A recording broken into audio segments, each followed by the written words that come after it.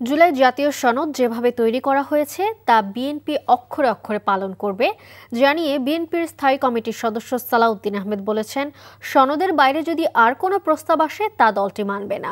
শাহবাগে নারীর উপর ক্রমবর্ধমান সহিংসতা উপলক্ষে মৌন মিছিল অনুষ্ঠানে একথা বলেন তিনি।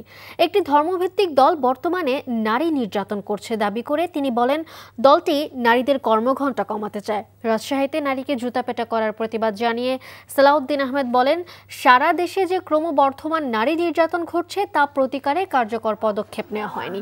ফেব্রুয়ারির প্রথমার্ধের নির্বাচনকে বিএনপি সাধুবাদ জানায় উল্লেখ করে তিনি বলেন, এর আগে আর কোনো জবরদস্তিমূলক প্রস্তাব মানবে না দলটি। বাংলাদেশের একমাত্র হাউস, বাংলাদেশের জাতীয় সংসদের সার্বভৌম হাউস, যে হাউসের যে কোনো আলাপ আলোচনা কার্যক্রম আদালতে চ্যালেঞ্জ করা যায় না, সেই জাতীয় সংসদের সার্বভৌমত্বকে ডিকটেট করানোর মতো কোন প্রস্তাব, কোন আরোপিত বিষয় থাকতে পারে না, সেটা আমরা পুনরুচ্চারণ করছি।